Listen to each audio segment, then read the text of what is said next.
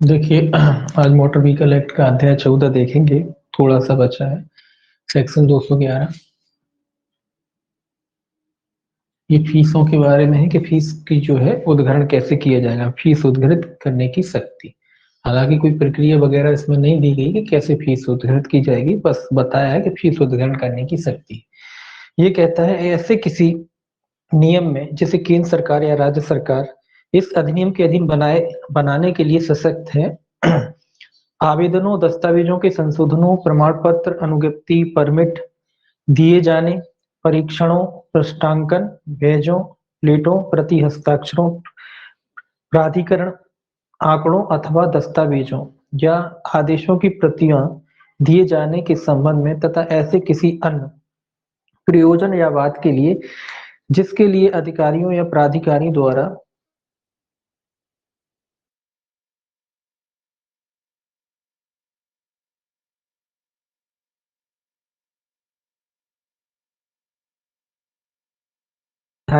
के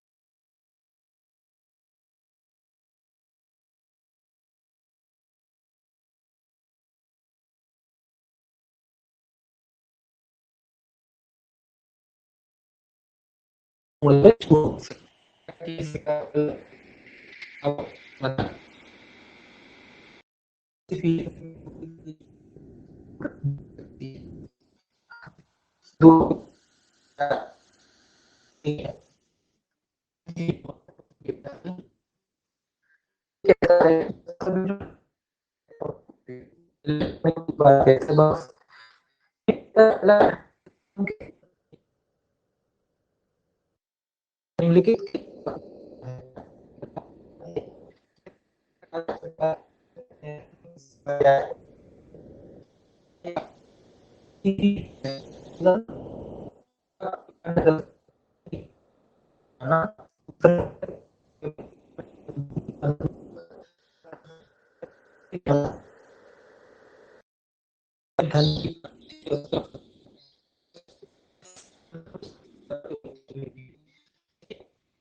ये समझा जाएगा कि जाति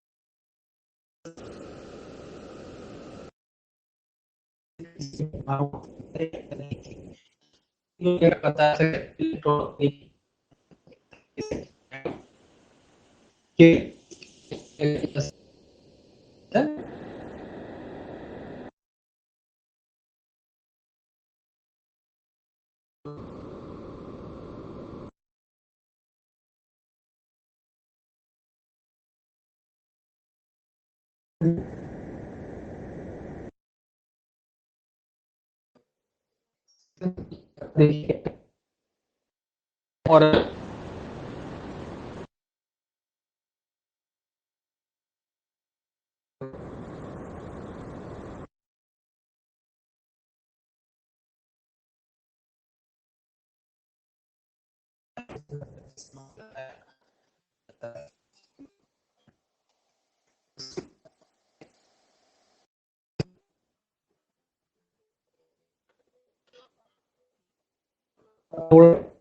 इसमें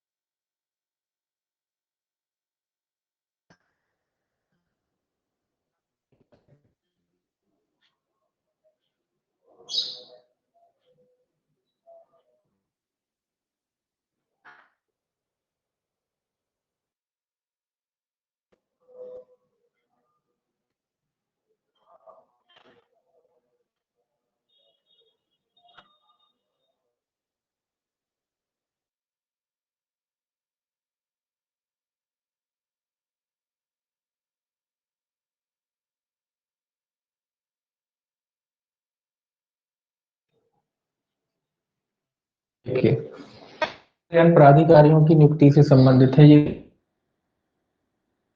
देखिए क्या कहता है राज्य सरकार इस अधिनियम के उपबंधों को प्रभावी करने के प्रयोजनों के लिए एक मोटरयान विभाग स्थापित करेगी तथा ऐसे व्यक्तियों को उसके अधिकारी नियुक्त कर सकेगी जिन्हें वह ठीक समझे। तो राज्य सरकार क्या कर सकती है, एक मोटरयान जो है विभाग ही बना सकती है और उसमें जितने भी अधिकारी वो नियुक्त करना चाहे उतने अधिकारियों की नियुक्ति कर सकती। हालांकि सरकार ने अब तो अपने रहा नहीं, लेकिन सरकार चाहे तो मोटरयान जो है एक बना सकती है, विभाग बना सकती है और उसके अलावा उसमें जितने अधिकारियों की नियुक्ति चाहे उतने अधिकारियों की नियुक्ति कर सकती। दूसरा कहता है प्रत्येक अधिकारी भारतीय संविधान के अंतर्गत लोक सेवक समझा जाए। ये तो कॉमन सी बात है कि जब नियुक्ति की जाएगी अधिकारियों की तो वो क्या होंगे, वो लोक सेवक होंगे। तीसरा कहता है इनकी ड्रेस वगैरह है। राज्य सरकार मोटरयान विभाग के अधिकारियों द्वारा उनके कृत्यों का निर्वहन नियमित करने के लिए विशिष्टता और पूर्वगामी शक्ति की व्यापकता पर प्रतिकूल प्रभाव डाले बिना उन वर्दियों को जो उन्हें पहननी है, उन प्राधिकारियों को जिनके अधीनस्थ वे रहेंगे, उन कर्तव्यों को जिन्हें वे पालन करेंगे करना है, उन शक्तियों को जिनका उन्हें उपयोग करना है, उन तथा उन शर्तों को जो ऐसी शक्तियों के प्रयोग पर लागू होती हैं विहित करने के लिए नियम बना सकेगी। तो ये कह रहा है कि भाई केंद्र सरकार जो है उनकी वर्दी क्या पहनना है, उनको क्या काम करना है, किन अधिकारियों के अधीन रहेंगे, वो किन किन नियमों का पालन करेंगे, ये सब नियम बना सकती है। उनके बारे में, उनकी ड्रेस के बारे में, उनके नियमों के बारे में, कौन कौन से कार्य करेंगे, किन किन अधिकारियों के अधीनस्थ होंगे, वो सारे नियम जो है बना सकती है सरकार। आगे कहता है चौथा, केंद्र सरकार अधिनियम के उद्देश्यों को ध्यान में रखते हुए राजपत्र में अधिसूचना द्वारा वे न्यूनतम अर्हता भेद कर सकेगी जो इस रूप में निर्दिष्ट किए जाएंगे जाने के लिए उक्त अधिकारियों या उनमें से किसी वर्ग के अधिकारियों को पास होनी चाहिए। तो योग्यता भी निश्चित कर सकती है केंद्र सरकार के, भैया जो अधिकारी हैं इनकी नियुक्ति होगी तो किस अधिकारी के लिए, किस पद के लिए क्या योग्यता होनी चाहिए एजुकेशन वाली, तो वो भी निश्चित की जा सकती है। पांचवा कहता उन शक्तियों के अतिरिक्त जो मोटरयान विभाग के किसी अधिकारी को उपधारा 3 के अधीन प्रदान की जाए, ऐसे अधिकारी को ऐसे राज्य सरकार द्वारा इस निमित्त सशक्त किया जाए। यह शक्ति होगी कि अब ये कह रहा है शक्तियां कि भैया जो अधिकारी वगैरह हैं उनको क्या क्या शक्तियां होंगी। ये पहला कहता है यह विनिश्चय करने की दृष्टि से कि इस अधिनियम तथा उसके अधीन बनाए गए नियमों के उल्लंघनों का नहीं परीक्षा और जांच करना जो वो ठीक समझे। तो ये शक्ति होगी कि भैया अधिनियम का जो पालन किया जा रहा है या नहीं, तो उसकी परीक्षा कर सकता है। दूसरा, ऐसी सहायता सहित यदि कोई हो जिसे वह ठीक सर में प्रवेश करे, उसका परीक्षण करे, उसकी सलाह ले, जो व्यक्ति के बाबत उसके पास यह विश्वास करने का कारण है कि उसके द्वारा उसने इस अधिनियम के अधीन अपराध किया है जिसमें ऐसा कोई मोटा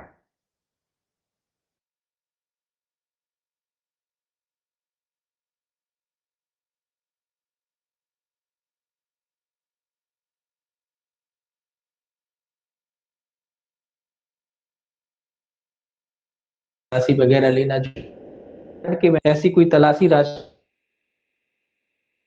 के प्राधिकारी द्वारा ही ली जाएगी। ये क्या राजपत्र जो गजिस्ट्रेट के द्वारा ही तलाशी ली जाएगी। अपराध केवल जुर्माने से नहीं हुआ, तलाशी के पश्चात सूर्योदय से पूर्व नहीं ली जाएगी।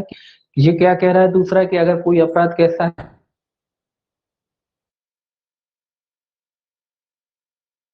सूर्यास्त के पश्चात नहीं ली जाएगी और सूर्योदय से पूर्व नहीं ली जाएगी, मतलब अंधेरे टाइम जो हो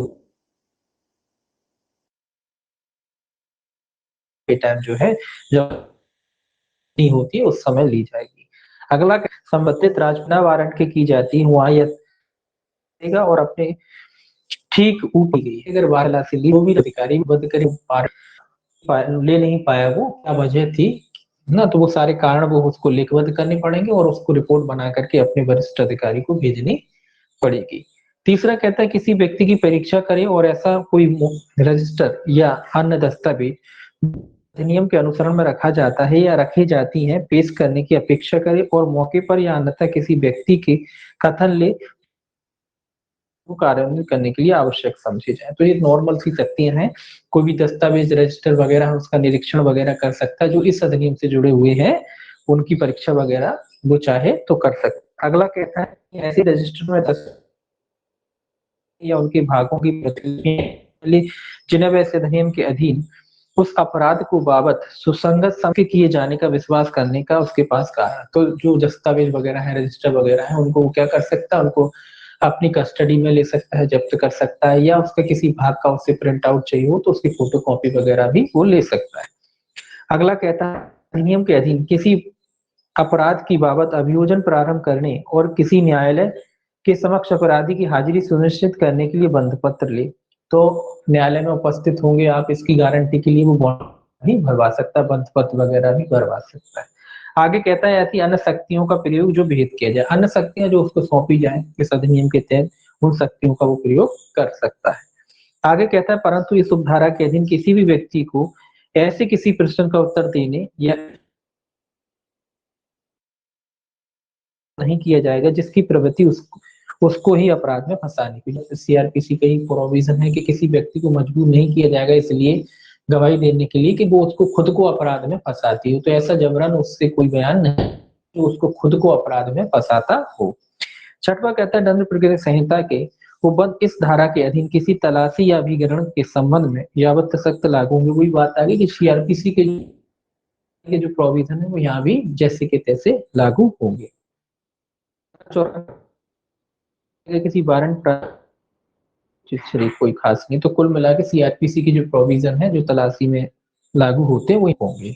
देखिए 214 कहता है पुनरीक्षण प्रारंभिक अधिकार, 214 कहता है पुनरीक्षण से संबंधित है। ये कहता है आरंभिक प्राधिकारी द्वारा पारित आदेश पर अपील और पुनरीक्षण का प्रभाव। क्या कहता है कि अपील और पुनरीक्षण प्रभाव पड़ेगा। पहला कहता है जहां इस अधिनियम के अधीन आरंभिक अधिकारी द्वारा पारित आदेश के विरुद्ध अपील गया है वहां ऐसी अपील या पुनरीक्षण का आवेदन ऐसे प्रवर्तित जिससे वह आए जिसे आरंभिक अधिकारी ने यथा स्थिति उस अपील या पुनरीक्षण के आवेदन का निपटारा लंबित रहने तक प्रबद्ध बना रहेगा जब तक कि विहित अपील प्राधिकारी या पुनरीक्षण प्राधिकारी अन्यथा निर्देश न दे। अब ये थोड़ा सा समझने वाली बात है, अपन जानते हैं कि अपील और पुनरीक्षण तो वो आदेश रुक जाता है, लेकिन यहाँ ये कह रहा है कि अगर नीचे का जो अधिकारी था जो उसने आदेश दिया था तो वो आदेश नहीं रुकेगा, वो आदेश जो दिया था वो आदेश को नहीं रोका जाएगा, आदेश नहीं रुकेगा।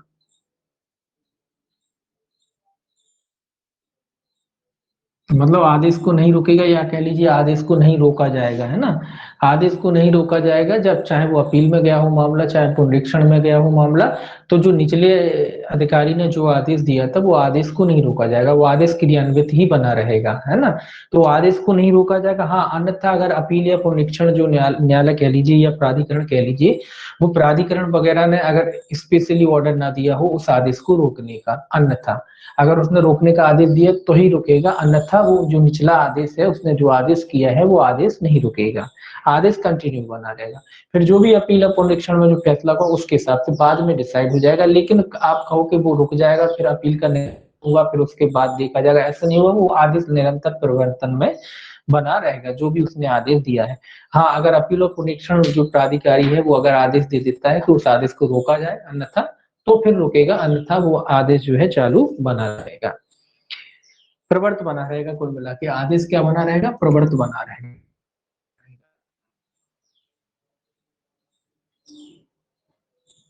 जब तक कि अन्यथा आदेश ना दिया जाए, सीधी सी बात है कि आदेश जो है प्रवर्त बना रहेगा जब तक कि अन्यथा आदेश ना दिया जाए। दूसरा कहता है उपधारा एक में किसी बात के होते हुए भी यदि परमिट के नवीनीकरण के लिए किसी व्यक्ति द्वारा किया गया आवेदन आरंभिक अधिकारी द्वारा मंजूर कर दिया गया और ऐसे व्यक्ति ने नामंजूरी के विरुद्ध इस अधिनियम के व्यक्ति के आवेदन को आरंभिक अधिकारी ने नामंजूर कर दिया है और ऐसे व्यक्ति ने ऐसी नामंजूरी के विरुद्ध अधिनियम के अधीन अपील की है या पुनरीक्षण का आवेदन किया है, तो यथास्थिति अपील अधिकारी या पुनरीक्षण अधिकारी आदेश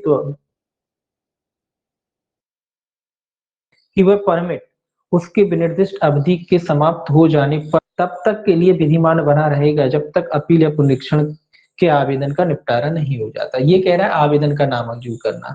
जब आपने आवेदन किया था काय के लिए? नवीनीकरण वगैरह के लिए, और वो आवेदन जो है प्रारंभिक अधिकारी ने क्या कर दिया था? निरस्त, एक तरीके से निलंबित कर दिया था। तो ये कह रहा है अपील, और उस व्यक्ति ने क्या कर दिया? उसकी अपील वगैरह कर दी है, तो अपील प्राधिकारी पुनरीक्षण प्राधिकारी जैसी भी स्थिति वो अपील होगी या पुनरीक्षण होगा, तो अपील या पुनरीक्षण प्राधिकारी आदेश दे सकता है कि वो आदेश जो है उसका निरस्त जो किया था उसको रोक दिया जाए, है ना। इसमें आदेश दे सकता है, और वो जो उसका नवीनीकरण का आदेश है वो तब तक प्रवर्तन में बना रहेगा जब तक कि जो है अपील और पुनरीक्षण में उसका क्या नहीं हो जाता? निपटारा नहीं हो जाता। अपील पुनरीक्षण में निपटारा नहीं हो जाता। और पुनरीक्षण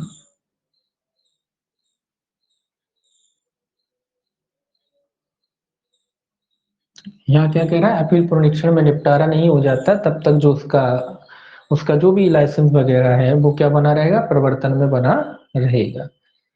तीसरा कहता है सक्षम प्राधिकारी द्वारा अधिनियम के अधीन दिया गया कोई भी आदेश कार्रवाई में किसी गलती, लोप या अनियमितता के कारण अपील या पुनरीक्षण में केवल तभी उल्टा जाएगा या परिवर्तित किया जाएगा जब यथास्थिति विहित अपील प्राधिकारी या पुनरीक्षण प्राधिकारी को यह प्रतीत हो कि गलती, लोप या अनियमितता से वास्तव में न्याय नहीं हो पाया। ये तो आप जानते हैं, कॉमन नियम है।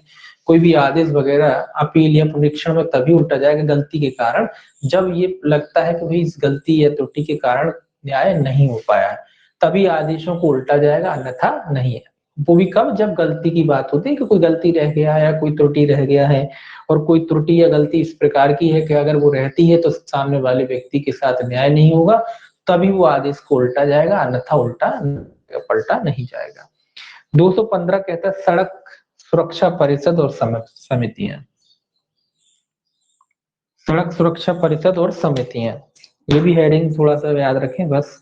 ये कहता है केंद्र सरकार राजपत्र में अधिसूचना द्वारा देश के लिए एक राष्ट्रीय सड़क सुरक्षा परिषद गठित कर सकेगी जिसमें एक अध्यक्ष और उतने सदस्य होंगे जितने वह सरकार आवश्यक समझती है, और वे ऐसे निबंधन और शर्तों पर नियुक्त किए जाएंगे जो सरकार अवधारित करे। तो कौन कौन कौन नियुक्ति करेगा? यहाँ कह रहा है कि केंद्र सरकार नियुक्ति करेगी देश के लिए एक सड़क सुरक्षा परिषद की नियुक्ति जो है केंद्र सरकार नियुक्त करेगी, और इसमें एक क्या होगा? अध्यक्ष और अन्य सदस्य। अन्य सदस्य कितने होंगे ये नहीं है, ये आवश्यक सदस्यों की नियुक्ति की जाएगी। ये क्या काम करेंगे, इनकी योग्यता क्या होगी, ये सब इनका निर्धारण कौन करेगा? इनका सबका निर्धारण जो है केंद्र सरकार करेगी। ये कैसे काम करेंगे, क्या निर्धारण होगी, क्या योग्यता होगी, किन निबंधनों और शर्तों पर काम करेंगे, तो वो सारी चीजें जो है केंद्र सरकार निश्चित करेगी। दूसरा कहता है राज्य सरकार राजपत्र में अधिसूचना द्वारा राज्य के लिए एक राज्य सड़क सुरक्षा परिषद गठित करेगी जिसमें एक अध्यक्ष होगा और उतने सदस्य होंगे जितने में सरकार आवश्यक समझे, और वे ऐसे निबंधनों और शर्तों पर नियुक्त किए जाएंगे जो सरकार अवधारित करे। तो ये पहला है 215 एक में जो है केंद्र सरकार कर रही है, और 215 दो में जो है राज्य के लिए राज्य सरकार, राज्य के लिए जो है राज्य सरकार कर रही है, केंद्र के लिए केंद्र सरकार कर रही है, राज्य के लिए राज्य सरकार, राज्य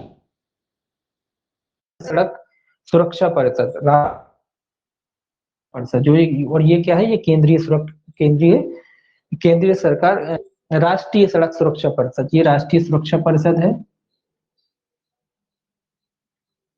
सुरक्षा परिषद। और ये राज्य सुरक्षा परिषद है।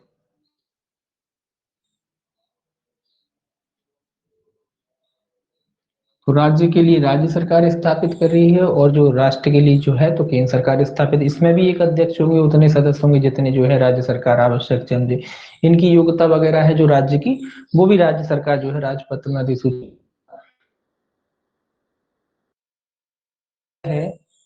राज्य सरकार राजपत्र में अधिसूचना द्वारा राज्य में प्रत्येक जिले के लिए एक जिला सड़क सुरक्षा जिले में भी कर सकती है। तीसरा जिले की कहता है, प्रत्येक जिले में जिला परिषद, सुरक्षा परिषद नहीं हुई, समिति होगी, जिले में समिति रहेगी, जिला सुरक्षा समिति।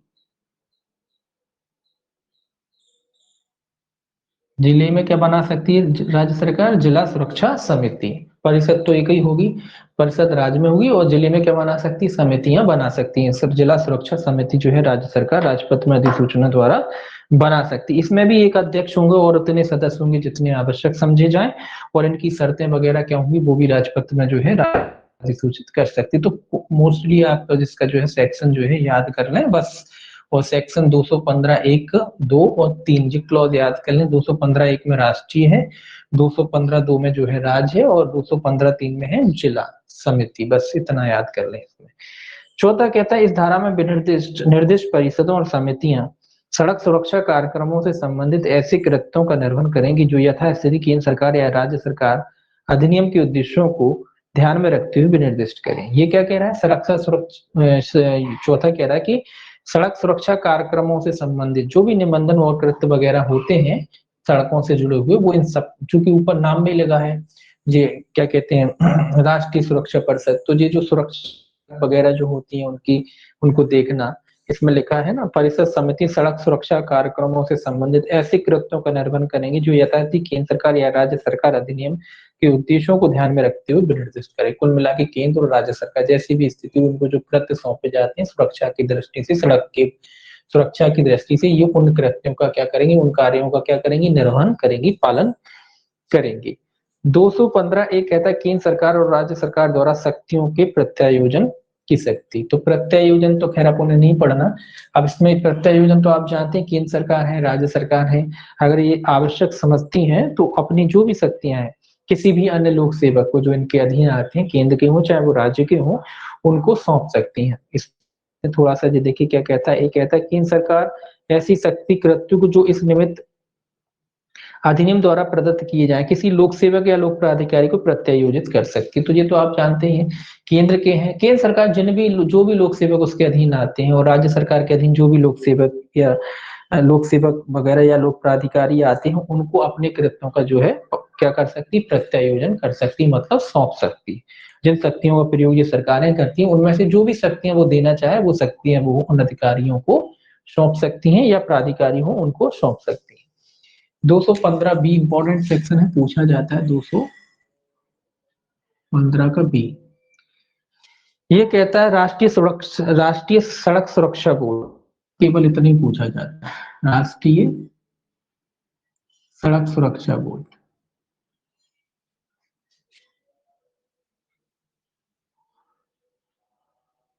तो ये सेक्शन इंपॉर्टेंट है, इसको याद रखेंगे। आपके राष्ट्रीय सुरक्षा बोर्ड से संबंधित धारा है 215 बी। ये कहता है केंद्र सरकार राजपत्र में अधिसूचना द्वारा एक राष्ट्रीय सड़क सुरक्षा बोर्ड का गठन करेगी जो एक अध्यक्ष, राज्य सरकारों से उतनी संख्या में प्रतिनिधि और ऐसे अन्य व्यक्तियों से मिलकर बनेगा जिन्हें वे आवश्यक समझे, और उसके गठन ऐसे निबंधन और शर्तों पर किया जाएगा जो केंद्र सरकार विहित करे। तो कुल मिला के ये कह रहा है कि इसमें एक अध्यक्ष होगा और राज्यों के उतने प्रतिनिधि होंगे जितने आवश्यक होते हैं। राज्य सरकारों से उतनी संख्या में प्रतिनिधि किए जाएंगे जितने आवश्यक हो।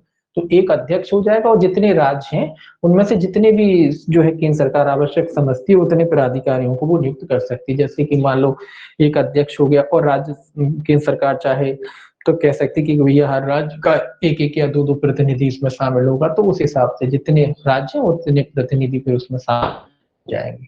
तो राष्ट्रीय सड़क सुरक्षा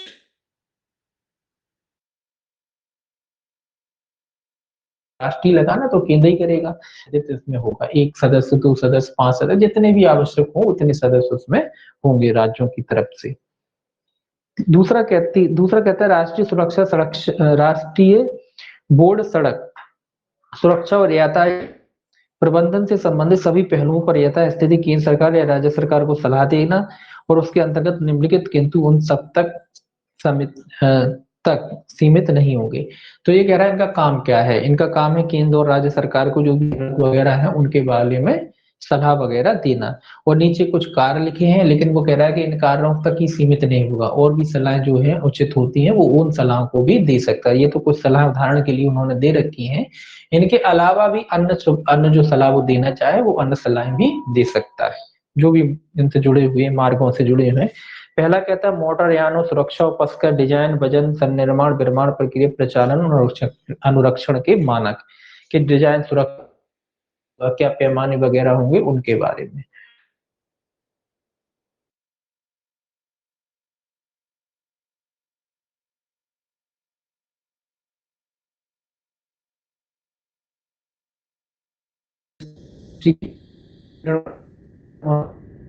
ज्ञापन कैसे किया जाए के बारे में। तीसरा कहता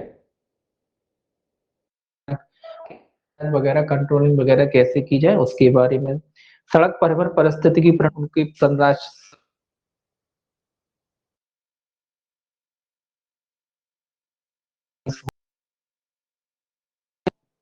ठीक है, तो इसमें कोई खास नहीं है, बस इतना इतना याद कर लीजिए बहुत है। बस इतना याद रखें जो एक अध्यक्ष होता है और राज्यों के प्रतिनिधि भी होते हैं, जितने आवश्यक होते हैं उतने।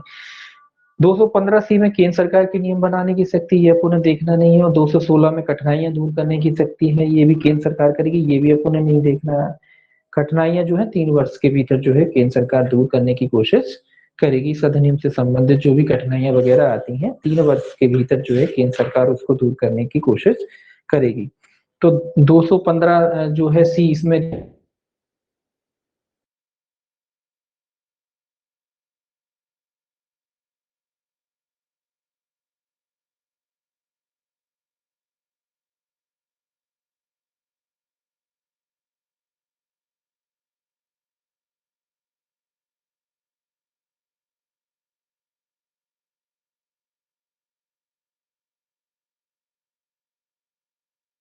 डी जो है उसमें राज्य सरकार जो है नियम जानते हैं कॉमन कट।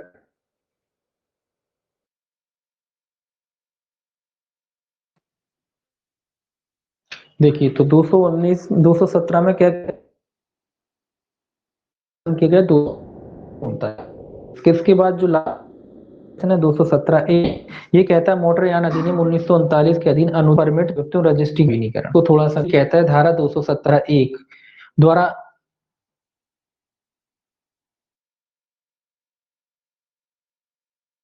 के निरसन के भी वो अधिनियमों जारी किए गए या प्रदान किए गए उपयुक्तता प्रमाण पत्र या रजिस्ट्रीकरण या अनुज्ञा का नवीनीकरण इस अधिनियम के अधीन नवीनीकृत